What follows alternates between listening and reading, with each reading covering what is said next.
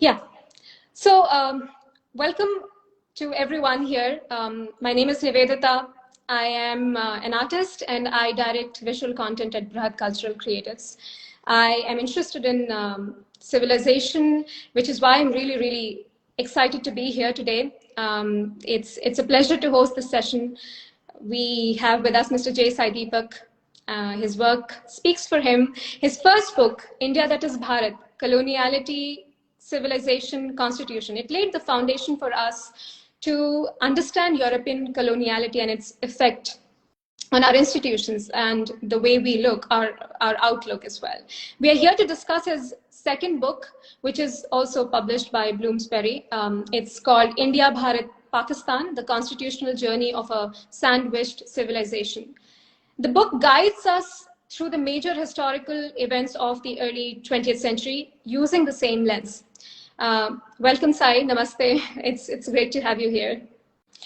I also welcome Mr. Raghava, Krishna, who is the founder and CEO of Brhat. He is going to facilitate this conversation with Sai.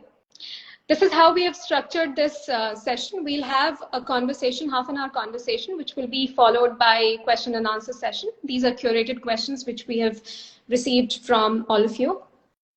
I believe that by the end of this conversation, we'll understand how to read and receive this book, whether you are a civilizational enthusiast like me, or a constitutionalist, or a historian, or an academic, or a law student. So let's dive into the evening. Over to you, Raghav. Raghav, please unmute yourself. Yeah. Thank you. Thank you, Nivedita. And it's always wonderful to be with JST. I think this is a particularly momentous occasion. Welcome, JST, and fantastic to have this opportunity to chat. At Brhat, we always articulate the civilizational movement as a point in time, and it's a rise in consciousness. And we see that there is an architecture. There is obviously a collective and there are certain movements that sort of galvanize the attention in a certain directed way. And when these two things combine, there's also a belief that and then that culminates into a cultural story, a story that people receive for themselves. We saw this with your first book, and I think we're on the cusp of a great second movement. Firstly, how do you feel? Second book in 2 years, the amount of research, the amount of work that has gone into this, I have no idea how you achieved this along with everything else that you do. Firstly, a little bit about your personal experience and how this book has transformed you. So I think the feedback that's coming from the audience is that when one speaker speaks, the rest should perhaps mute. Otherwise, there's a lot of echo on their front. So I hope that this is better now. So first of all, thank you, Raghavji and Nivedita for the generous introduction. I'm happy to actually speak on a platform where I have people from Brhat and Bloomsbury. One of the reasons that I think it's important for people to know about your work, and I'm taking an opportunity to actually showcase your work, is because as a team, finally we have dharmically rooted voices which have come forth to present Bharat's vision as well as its past, using our, let's say, our own traditions of storytelling and our own traditions of looking at art as a means of communicating, let's say, dharmic experience. So I'm very happy that Brhat as a platform is being widely followed now. I follow your content, especially the last few articles on our storytelling traditions, which have been written by Amritanshu and Saipria. I think brilliant articles. And if they are a sign of things to come, I expect much, much, much better content. So congratulations on that. Now, coming to the experience of this particular book. Frankly, this book has taken away a lot of my sleep. It has emotionally hollowed me out to some extent. But at the same time, I think it has given me a much greater sense of purpose and a sense of clarity, which if I thought I possessed before, was nothing compared to the sense of clarity that I have now. The first book was an attempt at achieving clarity, where the exercise in itself had two specific purposes. One was to learn as I went along, and also share whatever I had learned with potential readers, because I was not sure that the book would actually make it. Of course, people who have been following my work would read it, but the idea was not just to equip them with concrete, let's say, ammunition, so to speak, but the idea was to give them a much better lens to look at things. The thing about lectures and talks is that people look at it primarily from the perspective of the facts, or let's say specific discrete elements. And I mean DISCRETE as opposed to WT, which you deliver. It makes it very difficult for you to come out with a framework or a prism of sort and give its manifestation or its scope during the process of a talk. Second, there is a decent chance that when you're speaking, you're trying to perhaps even bring to bear the force of your personality, which involves a certain degree of theatricality and your oratorical skills in trying to present a certain position. But the exercise of writing requires you to submit yourself to clarity and logic, perhaps much more than any other form of expression. Perhaps the visual medium comes closest to that, according to me, because it needs to simplify and still communicate. Okay, it cannot afford the kind of layers that writing allows you to, and even if it can, it needs to be coded and short. There is no scope for a grand elaboration when it comes to a visual medium. So writing this book, the first book, gave me a decent sense of clarity and also exposed me to a significant amount of new literature, which I had not been exposed to before. The second book, if I may say so, is much more real. It is not theoretical at all. And my own challenge to myself as well as to the readers is, once you start reading the second book, I suspect you will not be able to put it down at all. Because page after page after page, I have made sure, and this was not intentional to make it breathless and sensationalist, the flow of events makes it difficult for you to pry yourself away from the book. Okay. And this is not a credit to my writing skills, but to the seriousness of the events from 1740 till 1924, which perhaps is a much less understood and poorly understood phase of Bharat's history. Or even if there exist works which have made sense of this particular period, those works have been marginalized and relegated to the sidelines. Okay. So as in the first book, what I have done is to try and mainstream literature which has not received the kind of attention that is warranted, and also given credit to stalwarts like Majumdar once more. Plus, what I have done is that literature which exists in the public domain and which is shrieking volumes in terms of what to expect from the future, and surprisingly has not been mainstreamed, the idea has been to place it all like a lawyer before the audience to say, here it is, read it. Okay. So in that sense, the second book has been as much an exhilarating experience as it has been a draining experience. Because one, as I was telling Arihant on his channel Vag, I started the process of writing the second book in October 2021, by which time it so happened that the book tours for the first book were still going on. But I don't believe in constantly pushing it beyond a point, and I was hoping that my job is done, let it continue.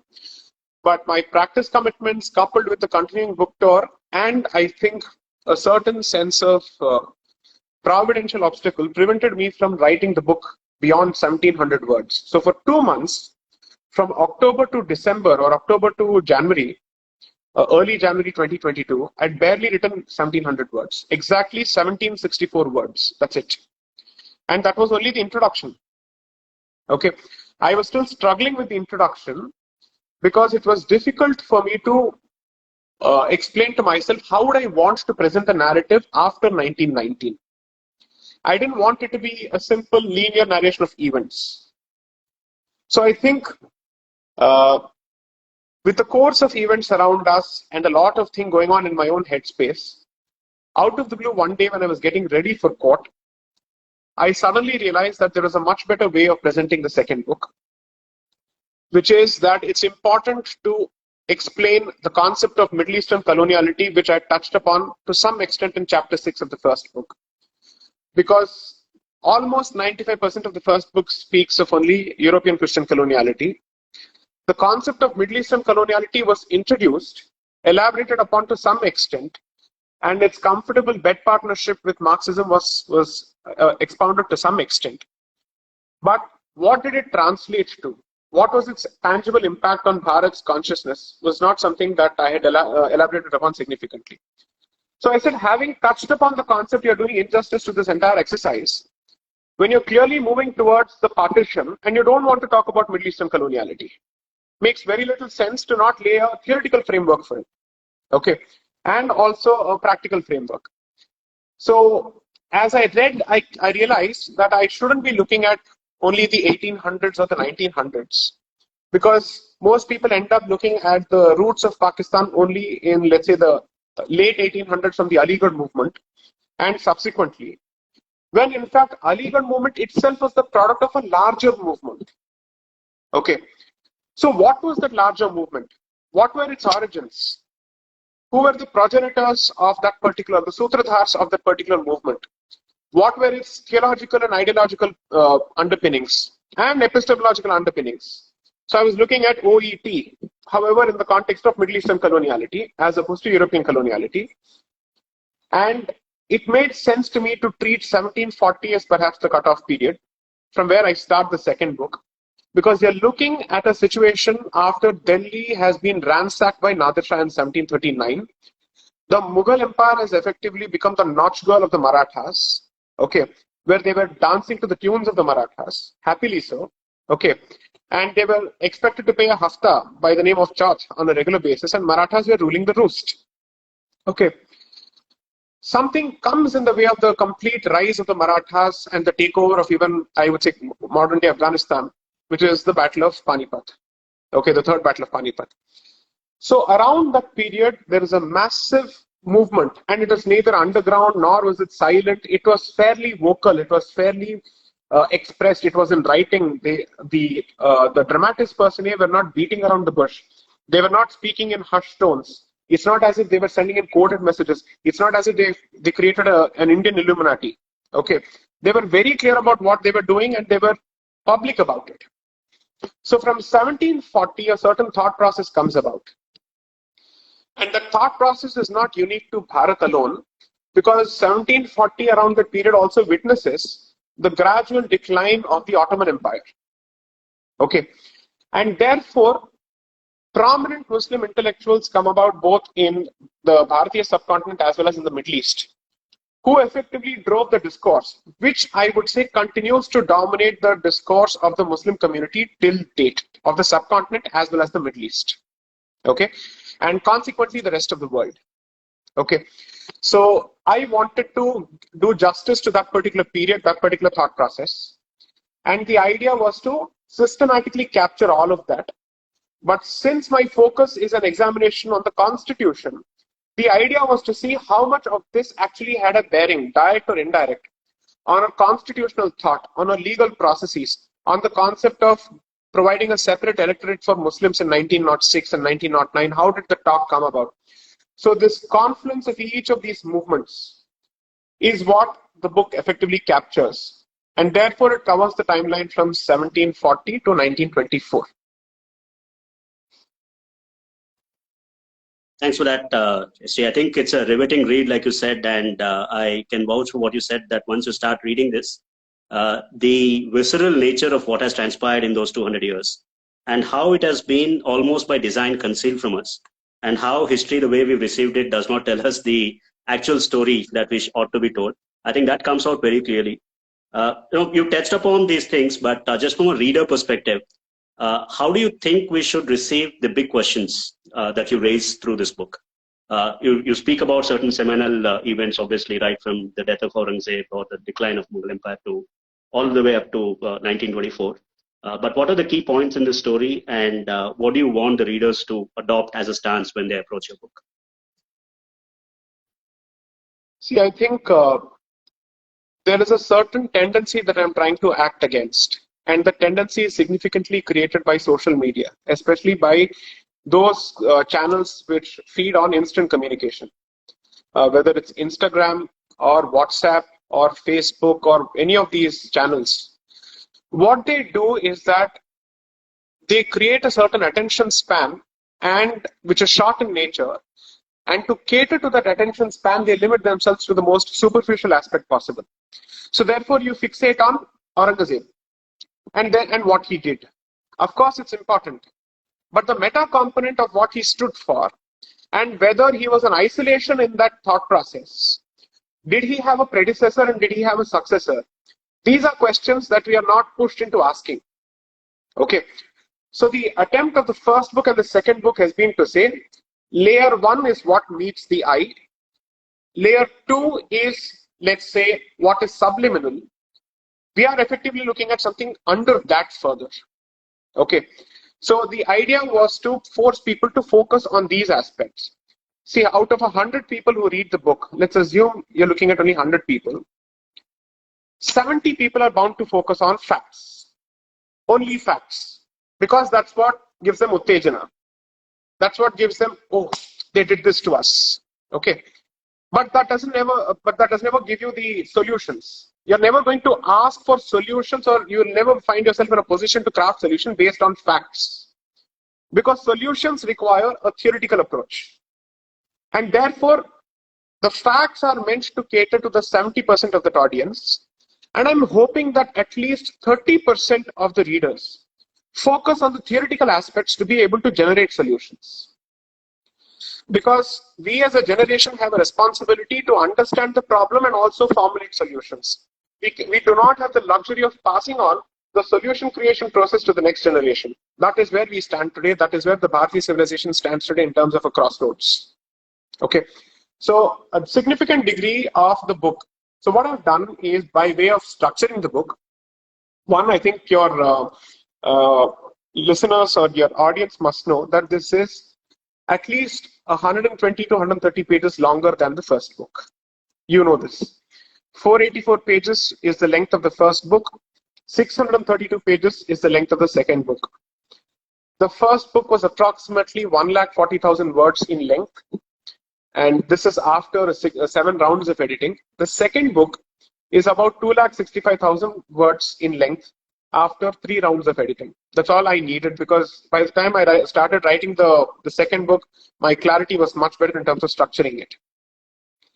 Now, what I've done is I've given facts, and at the beginning of each section or chapter, I raise a few questions, and I try to answer those questions by the time I'm done with that particular discussion, either in the very same chapter or at the end of the section. Plus, what I've done is that if someone has paid attention to the table of contents of the first book, it only spoke of chapters. There was no, let's say, subchapter, tabularization. Whereas in the table of contents of the second book, you will find a significant degree of subchapterization, so that people can actually directly read even those portions if they want to, so that they can pull out stuff from it if they want to use it for a debate, if they want to use it for something else, or use it as a point of further research. Okay, so that's been the approach. Just as the first book, I've used relevant pictures as hooks to capture the journey of a particular chapter or a particular subsection. In this case, for every subchapter, I've given a picture, okay, which captures the saransh of that particular content. And here's how I would go about reading this particular book. People have asked me, is it possible to read the second book on a standalone basis without referring to the first book? Okay. I would say you might, but the experience will be incomplete, because you will be in a much better position to make sense of the second book once you have the theoretical foundations of the first book. Okay. And you will be able to connect the dots much, much better. to the extent that you will predict what is going to happen next. Okay, so therefore I would suggest that readers read the first book and the second book parallelly if necessary. This is not in the interest of selling the book, because whether or not the book sells, it's going to make no difference to me, because I have done my karma, which is to put out this content in the public domain. Now it is for the readers to decide whether they want to consume this or not. Okay, so it's not going to make a difference to me.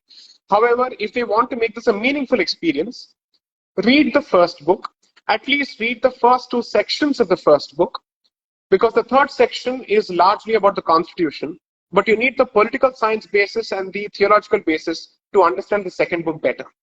So finish that and then start reading the second book. Now the great part about the second book, even if I say so myself, is you will ask yourself this important question at every juncture. Aren't we reliving history? Is everything that we are going through at this point, has it not happened already? And still, why are we stuck in the very same stupidity? Why do we expect that different outcomes will come from the very same tried and tested and failed methods? Okay, so that is what I'm trying to ask people to think about and ponder over, so that the mistakes of the previous generation are not just not repeated, but are addressed and dealt with once and for all, in the interest of our own survival. Okay, so that's been the entire intention. And by the time you end the second book, there is a decent chance that people might start asking uncomfortable questions of everyone, regardless of the organization or whatever it is, so that everybody is pushed into taking the civilizational cause with greater seriousness and not just for the sake of experiencing. I felt that myself. I think particularly the framing of the entire independence movement and the strategies that have been deployed and the kind of contestations that you bring out in your book. And I think we see that maybe in very, very contemporary labels, but I think we see those same temperaments and same arguments being played out. But I was reading this, one thing that struck me is, how does this become a discipline by itself? Right? You know, there is a debate about interpretive constitutionalism, and you're of course in the middle of that.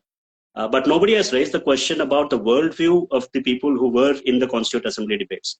And I think you take the lens right there and talk about what were the theologies that were informing the Constituent Assembly itself. And what does that mean? When I look at that, for a minute, I was thinking about what does this mean for the discipline of political science itself? So I wanted you to just touch upon that before I talk about the method that you employ. I think this is a very important question that most people have not asked me so far, which is, you see, when someone starts telling me, how do we suddenly change the constitution, or how do we change the judiciary's approach to the constitution? If it is my position that history leads to constitution, then the corollary or the sequitur of the position is, unless we change the way we see history, we will not change the way we see the constitution. There's a direct equation there. And therefore, prior to, let's say, a dharmic republic coming about through the means of the constitution, it starts with your reassessment of the past, which means you have to evaluate and reevaluate your heroes and villains even better and with greater rigor. This needs to translate to, let's say, revisitation of our understanding of political science and statecraft, and the relationship between religion and statecraft, which we are trying to run away from in the name of creating an ideal secular republic. Okay, and from there you finally make the jump to giving it the shape of a legal policy and a social contract, namely the constitution. And here what we are trying to do is directly go to the constitution. The society is simply not ready for it. That much is clear. And even if the society is emotionally ready for it, its intellectual preparation is abysmal in this particular direction. So जोश है लेकिन होश तो नहीं है.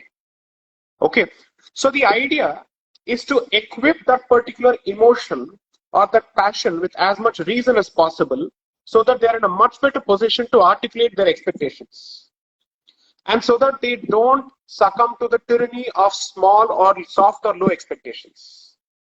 Okay, so that you make sure that your benchmarks are, let's say, are high enough to ensure that you're looking at a generational legacy for multiple generations. We can't have stopgap arrangements anymore. We can't have band-aids anymore when you're dealing with a cancer. Okay, you can't hope to, let's say, stem the tide of history using small, let's say, Fevicol-like approach to the bund of the dam, because then it's going to come out with greater force. So the entire idea has been to tell people that, look, if you think we are in a better position today in 2022 compared to the situation of 1922, you may end up realizing that we're actually in a worse position today, simply because we don't have the same levels of awareness.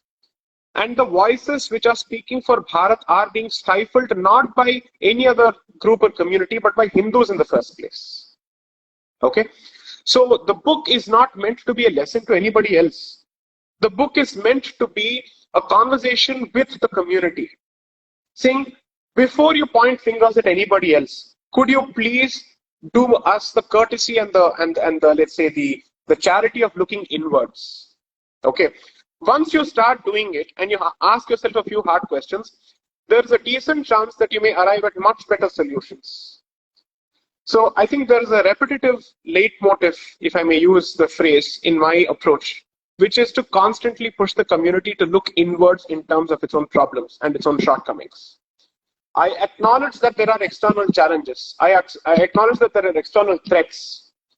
But would we be in a much better position to address them if there is clarity within? I would say the answer is in the affirmative. Yes, we would be. So I hope, in terms of pedagogy, in terms of epistemology, this book pushes more people into understanding history better in history departments. And it pushes more people into looking at political science better and the constitution.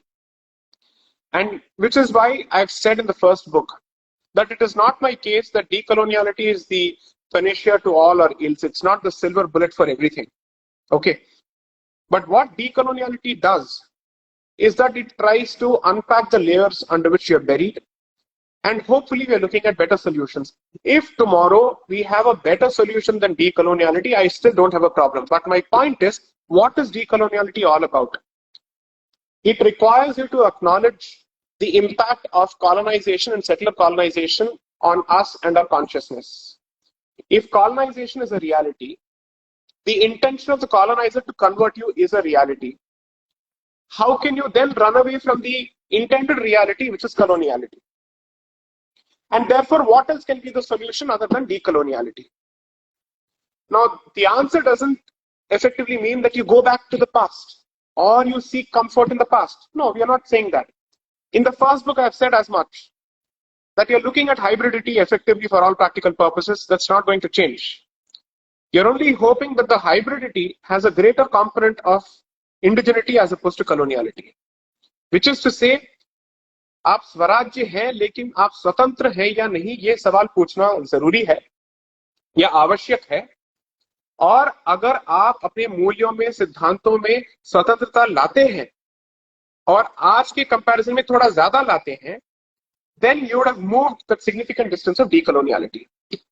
So this, I think, is the broad message of the entire thing. In fact, I think readers may also want to know that I think by the end of this book, by the time I sent the book to the press for printing, we realized that this was not going to be a trilogy anymore. This is going to be a quadrology. So you're looking at 2 more books, not just 1 more book. And I will not be writing for another 7 to 8 months because I need a break. I have my practice commitments. My family needs my time and all that. And therefore, while I'll be reading and I will try and engage with the public as much as I can, I will be using this time to read better, to prepare better for the 3rd book. And that exercise will start only after about 7 or 8 months. And in the meantime, I hope to vanish from the public scene for a while, because I think I'm certainly not interested in this daily nonsense of Twitter. I think several important messages for the community itself. And just touching on that element of what the method raised as questions, the whole employment of decoloniality as a method to ask this debate. I think there were two major objections, if I could frame it that way. One is that Brahmanism 2.0, as the leftists would have us believe, is that just that in a new avatar? And the second is, I think, a much deeper question about what is the imagination of individual rights in the dharmic state or in the dharmic configuration that you espouse. So, if you could just talk to those two objections that have come up since the first book was released. Interestingly, there is a significant overlap of objections between the left and certain vocal portions of the non-left or vocal sections of the non-left. And I don't see any distinction between the two, except for certain differences in political ideologies. Broadly, when it comes to conception of theology and all this, I think they have this, they're on the same page. And their approach to dharma and Hinduism is effectively colonial in nature. Which is why every talk of decoloniality translates to Brahmanism 2.0 according to them. Without realizing that Hindu religion as Brahmanism is the creature of Western let's say ideation, where they actually see only the evil Brahmin everywhere. Okay, and their reduction of Hinduism to Brahmanism without understanding what is the role of the Brahmin in dharma and how there are organic traditions which come about everywhere. Okay, so in fact, one of the few Occidental sources, I think, was one where a French traveler perhaps in his travelogue said, Hinduism is not a religion of the Brahmin, but of Brahmins in each community.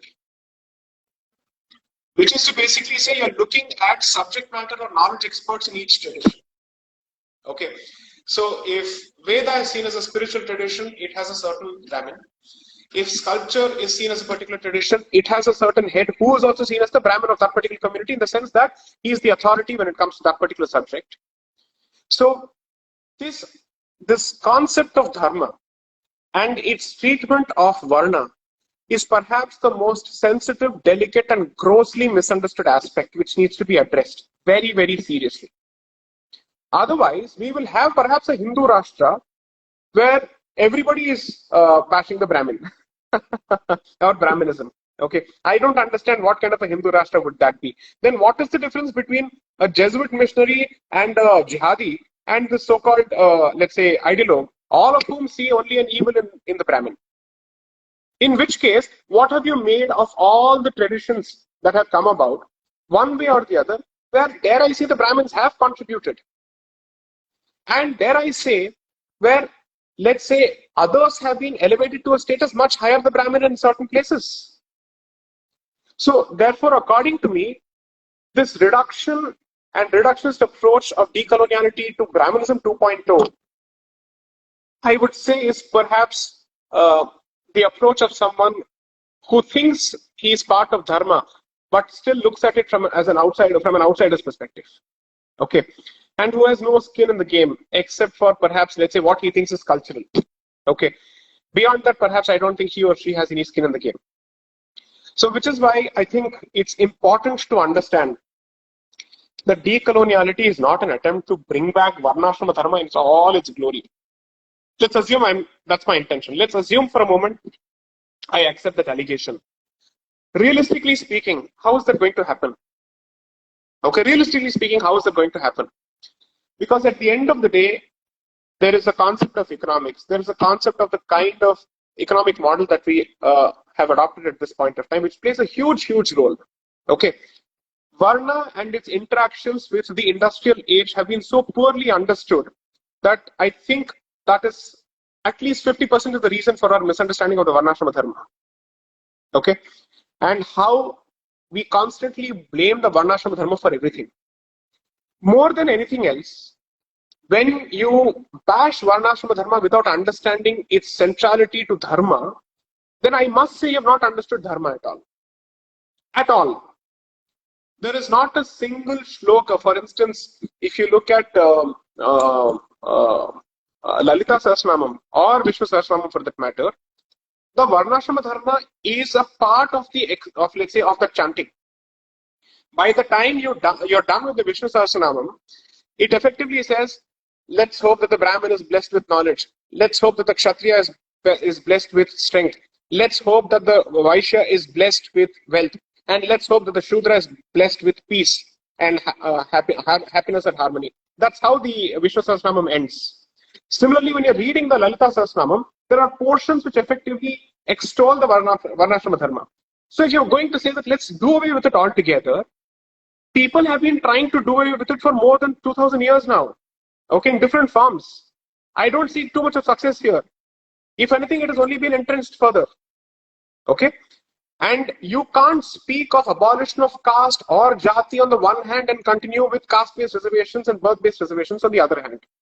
So the very same people who effectively want to finish Varnashrama Dharma without understanding that it will work in different ways and its cycle is different, are the very same ones who speak of social justice and who also speak of reparations, or let's say some kind of restorative justice or affirmative justice. Okay? So I think we need to have a saner discussion here on this particular topic. Now coming to the other allegation, which is based on perhaps a motivated, intentional, and perhaps malicious misreading of the book, which is that individual rights will effectively be submerged in this deluge of decoloniality. Okay. That portion of the book and that particular paragraph have very clearly said that where there is a question of protecting a certain institution's identity, which has a civilizational bearing, to say that one individual's whim will prevail over the rights of the group and the belief of the group is impermissible, comes from which experience? Comes from the Sabarimala experience. That book starts with the introduction, with the trigger being Sabarimala. Very clearly I say that.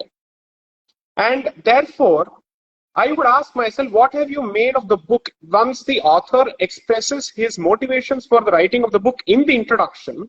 Would you not want to read the rest of the portions, at least in the light of that introduction to some extent?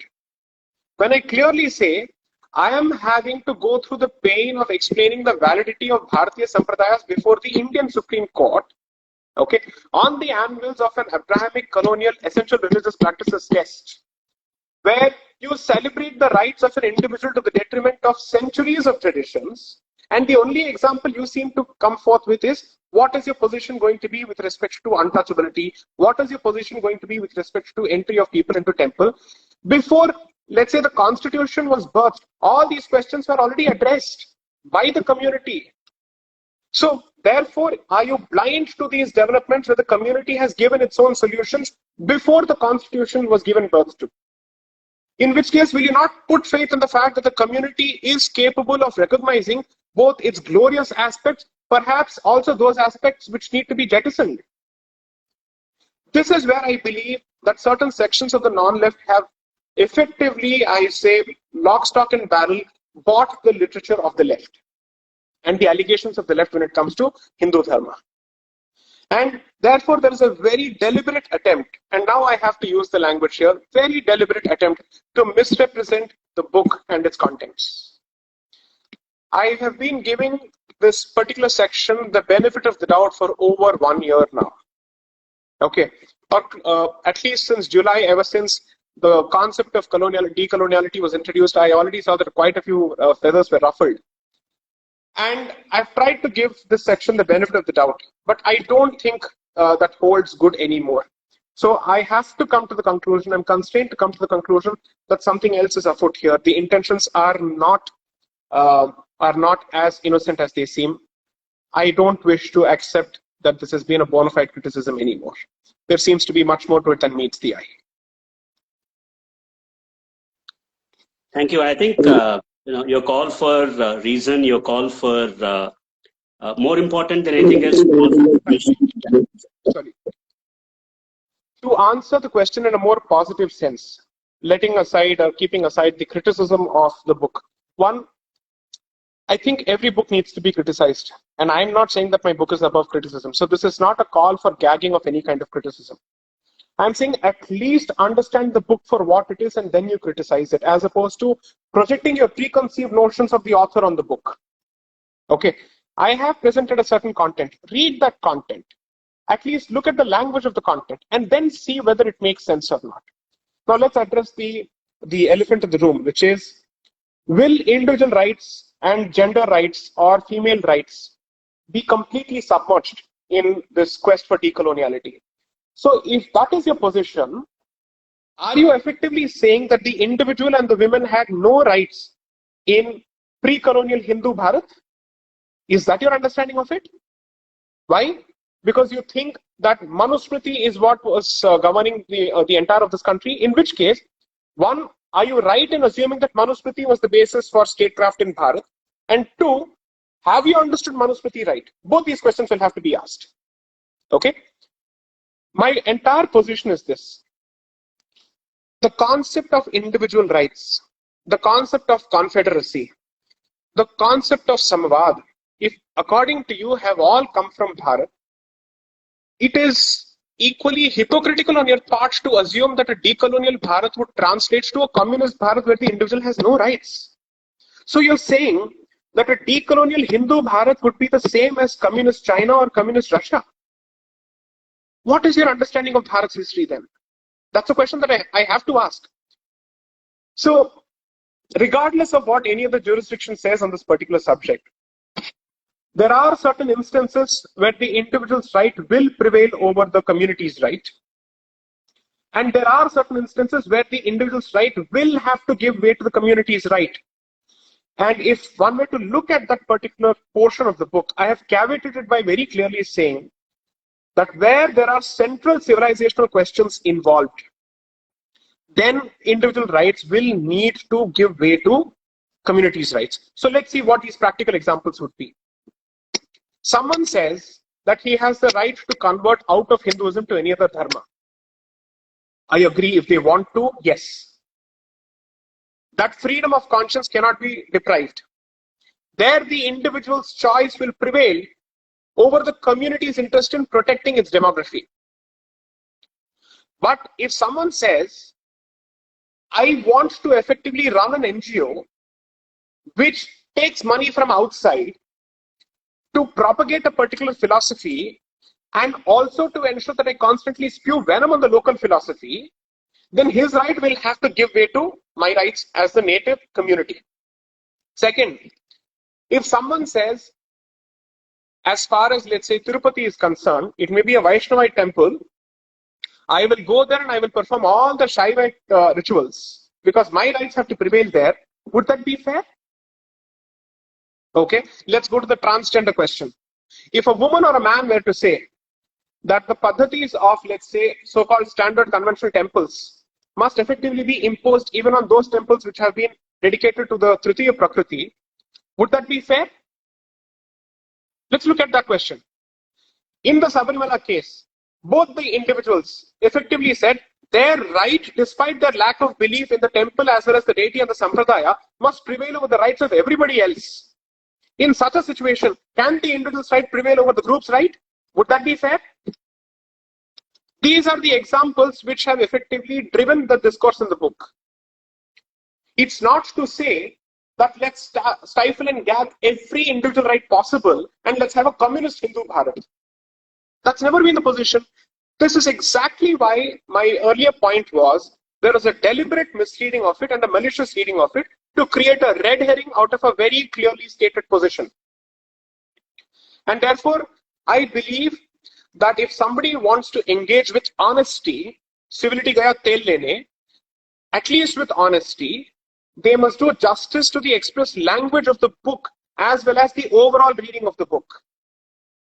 It would be foolish and foolhardy on my part to say that individual rights have no place whatsoever in the firmament of a decolonial Hindu Bharat. That would be ahistoric. That would be completely ahistoric because even if I wanted it, which I don't, the question would be, does history support me? So when Anand Kumaraswamy has written extensively on our conception of rights and our conception of statehood, when Hindi scholars such as Devendra Swarup have written on this particular subject, and when this literature stares you in your face, when KP Jaiswal has written significantly on sub-democratic traditions such as Confederate traditions which have existed in Bharat, and he gives live examples of the Vrishnis and other dynasties, then what is your understanding of a decolonial Hindu Bharat? So that means you will criticize the West or the left because you're angry against the left and the West. But when you're asked to adopt and embrace your own traditions, you're still hesitant because you think it is regressive. That is the pointing out of the colonial consciousness within the non-left, not just the left. That is what I specifically say in the book. To say that it's only the left which is full of brown sahibs is not true. There are enough such brown sahibs and sahibas as far as the non-left is concerned. And the book is meant to address both because it's a common problem. Thank you for that. As always, very passionate exhortation of asking us to raise and just do the work required to have an opinion. And I think that's a call that's being received very well by the audience, and we've heard it from you before as well. We've curated a set of questions. There's a lot of discussion that's going to happen on this book. I know you want to probably take some break, and God knows you deserve it, but I suspect you're going to be busy talking about this book. And Brhat also would like to have a more detailed conversation around the specific contents and the import of this book once the book gets launched. I wish you all the best for the launch event on 23rd.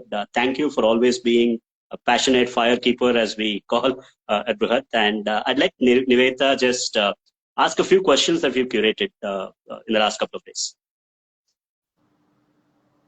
I think I'm still echoing, so. Okay, is the audio better? Okay, cool. So these are the questions that we received from you guys. Some of you may have joined this session as well from Twitter and Instagram.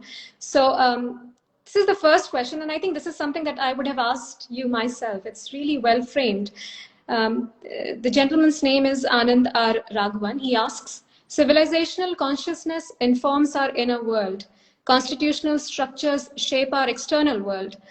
What are the important bridges that need to be built and the challenges we face to harmonize them?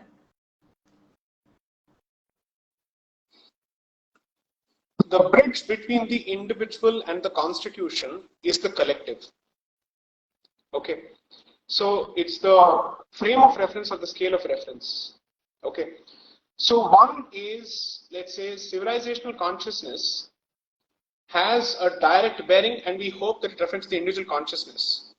But the hope is also that it informs the group consciousness, which would reflect in the social contract which you enter by way of the constitution. Okay.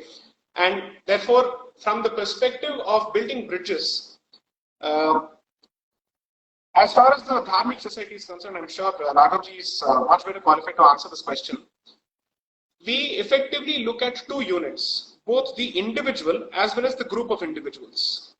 Okay. You don't limit yourself only to the individual as far as our society is concerned. You're looking at even the collective. Okay. So to build bridges and move towards the constitution which governs the externality, so to speak, there needs to be a greater degree of investment in the group and the collective. And again, this is not an exhortation for a communist style propaganda. It is an investment in character building as well as in knowledge tradition building. Okay. And the all important component of creating a civilizational consciousness from the perspective of saying, I'm as much an individual as much I am a part of a particular civilization. Both these realizations have to come. Why is this important? Ideally, we should be looking at a particular situation where even in the absence of laws and without the need for any kind of laws, people should think twice before the community, the country, so to speak, before they take any decisions which are meant to feather their individual nests. Which is to say, let me give you a very concrete example. Someone says, Bharat really has no employment opportunities for my qualifications here.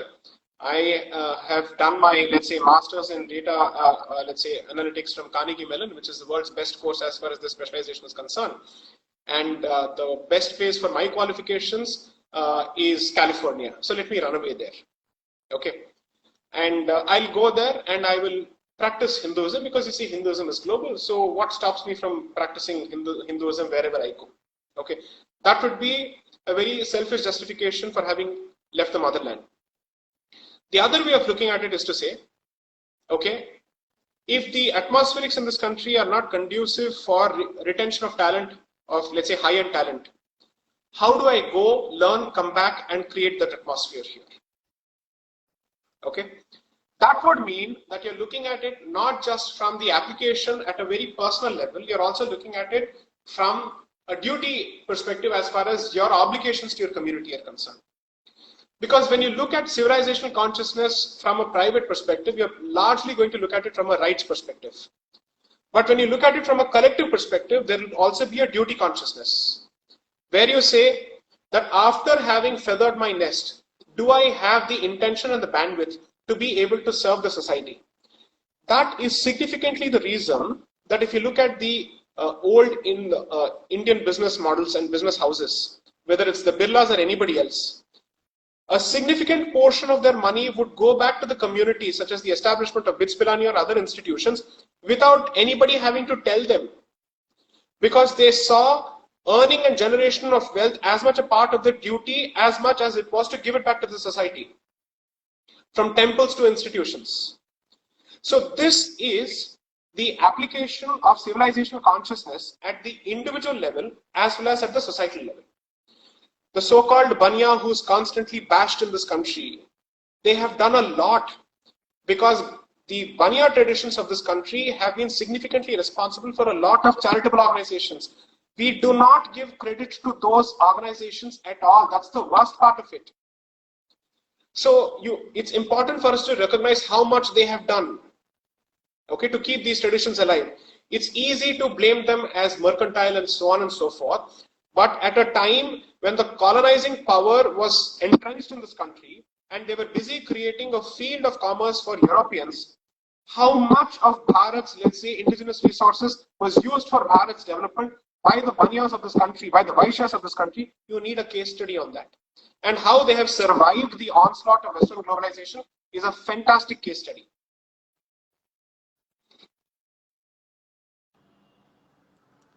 Raghav, did you want to add to that?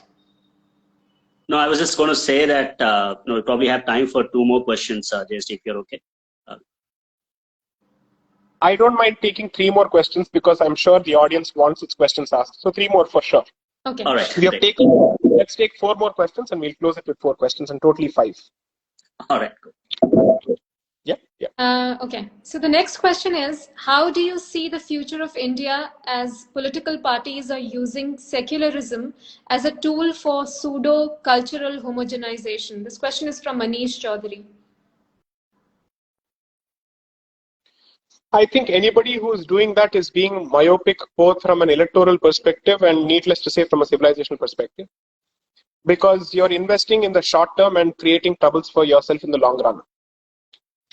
Investment in secularizing Hindu Bharat is the shortest road to slavery and a repeat of colonization, and this time a self-inflicted colonization. Okay, so fortunately, I think the society has awakened to a significant extent. And there are very 2 clear examples that I can present to the audience. One is the vocal reactions to the Nupur Sharma episode. Okay, I'd rather call it the Taslim Rahmani episode, because it was not Nupur Sharma who created the episode, it was Taslim Rahmani who created the episode. Nupur Sharma merely responded.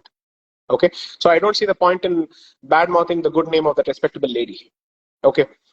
Second, I think recently there was an ill-informed tweet put out on the settlement of Rohingyas by a member of the Union Cabinet.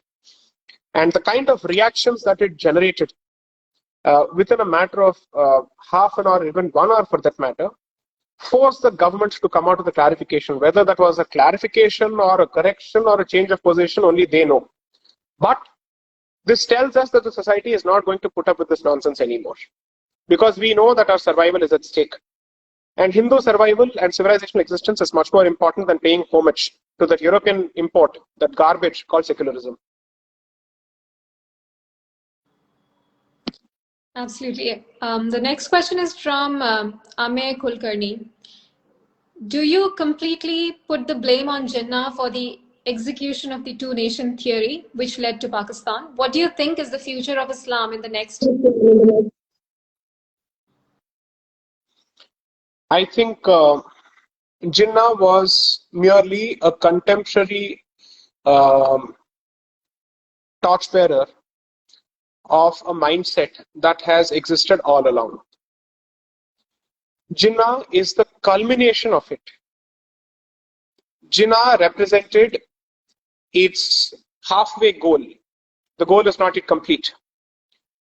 Pakistan was not the goal. The creation of Pakistan was the means to an end, which is the resurrection of that mentality in the Indian subcontinent, in the Bharatiya subcontinent.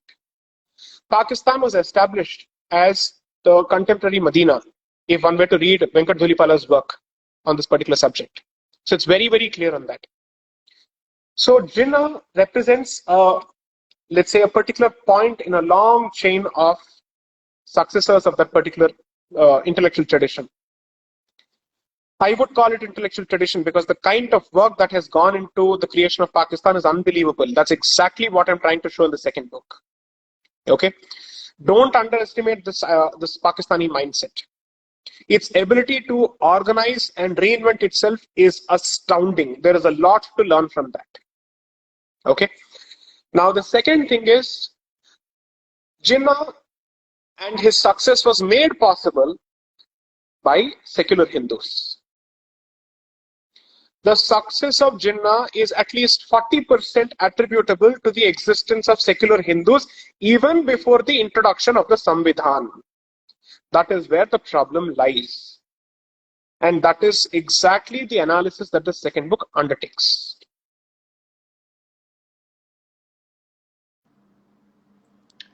There's another interesting question. Can the Constituent Assembly debates be considered a good source to solve Bharat's present problems? I think you answered this in words, but yeah, if you want to touch upon that again. In the introduction to the second book, I've clearly said the problem with the contemporary constitutional scholarship is that it limits itself at best to an understanding of the Constituent Assembly debates without understanding the framework in which the assembly operated and the history that informed the thought process of that particular assembly. So, according to me, the Constituent Assembly barely represents the surface of constitutional scholarship. You have to go much beyond that. And you're not going to be able to make sense of it without understanding the political developments which surrounded it and which led to it. So, traditional constitutional scholarship in Bharat says, संविधान के अनुच्छेद को पढ़ो और अगर उसमें कुछ समझ में नहीं आता है तो आप let's say Constituent Assembly debates को देखो और अगर आपको वहां पे भी कुछ समझ में नहीं आता है तो बाहर के किसी संविधान से पढ़ लेना क्योंकि हमने वहीं से तो उठाया होगा फ्रांस से आयरलैंड से कहीं और से उठाया होगा तो देख लो. The 14th Amendment of the United States Constitution is Article 14 of Bharat's Constitution on equality. Okay, so therefore I think it's important, if my memory serves me right, I think that's the right provision, that's the correspondence. So the idea is to say that, which is why you will not be able to find solutions. What will the Constituent Assembly debates at best tell you? It will tell you the original intent. Okay. But whether the original intent is native, valid or not, that's not going to be answered by the Constituent Assembly debates. That requires an evaluation of history. So one is to be a constitutional scholar, but the second level and the more important level is constitutional history itself. Okay. That requires a further investment in history, which is why I don't think any constitutional lawyer or someone who aspires to be a constitutional lawyer can just be a lawyer. You will need to be a student of political science. You will need to be a student of economics to some extent, and you will certainly need to be a keen and ardent and sharp student of history. If I can just add also the dharma metaphysics in the Indian context. Okay, I think we'll take 2 more questions and then we can wrap up. The next question is by Shashank Shekhar. Was the partition an inevitable result of independence to ensure a stable India that is Bharat? I mean, we've asked this question before, but it's it'd be nice to hear your view. The partition could have been avoided if we had not been secular. And if we had chosen to assert our civilizational identity with confidence. Because then you would not have even considered the option of partitioning the sacred geography, which is your Punya Bhumi. The question of dividing this Punya Bhumi would have never arisen and would have never been on the table of options at all. Territorial nationalism is the product of Western imperialism, and Bharat's adoption of territorial nationalism is the single biggest reason for the partition of Bharat. Civilizational nationalism would have at the very least ensured fiercer resistance to the very option of partition. And anybody presenting partition on the table for his political goals would have been relegated to the dustbin of history, which has not happened.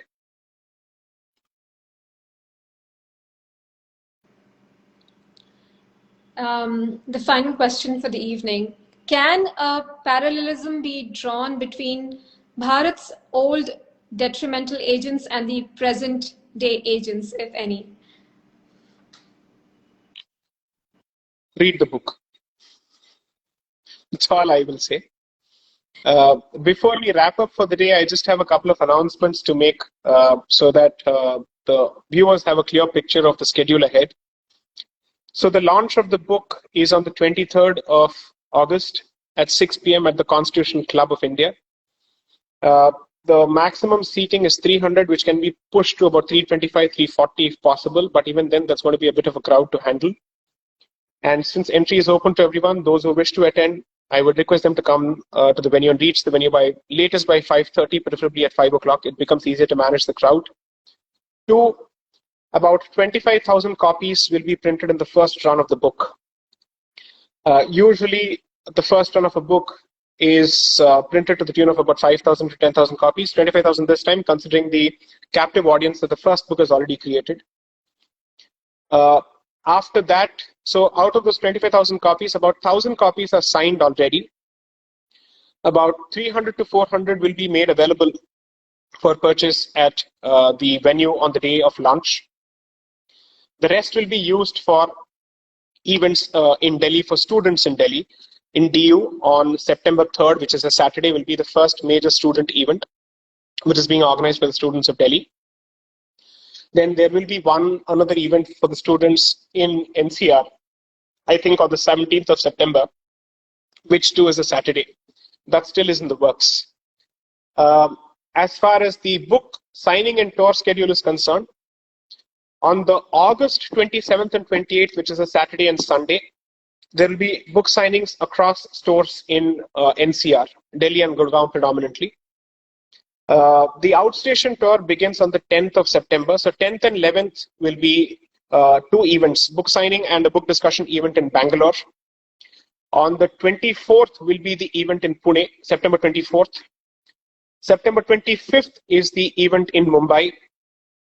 Then the next event is in Bhagyanagar, October 15th and 16th, my hometown, followed by an event in Chennai on the 29th and 30th of August. So let me just repeat for the benefit of the audience. 23rd is the launch, August. 27th and 28th, book signings in Delhi. September 3rd is the event for students in Delhi. September 10th and 11th in Bangalore. September 17th is an event in Delhi again. September 24th in Pune, September 25th in Pune, October 15th and 16th in Bhagyanagar, October 29th and 30th in Chennai.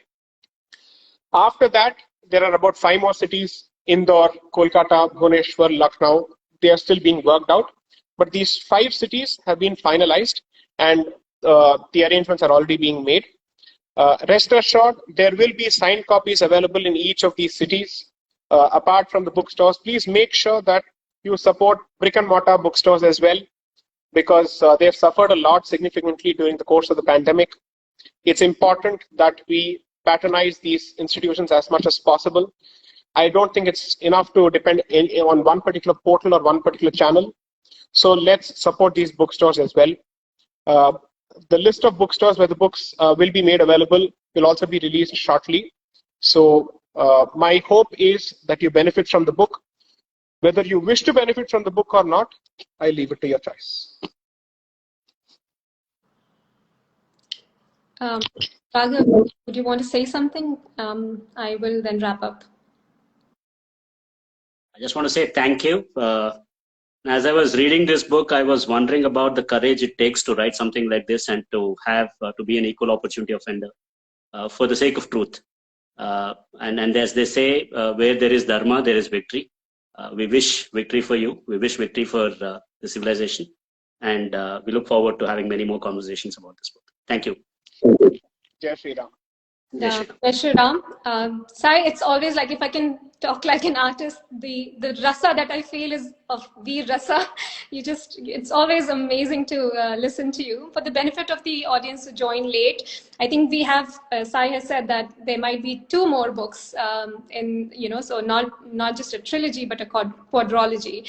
So, and do join the events, read the book. It'll be amazing. Thank you everyone for joining us today, for sending your questions. We'll see you again soon. Namaste everyone.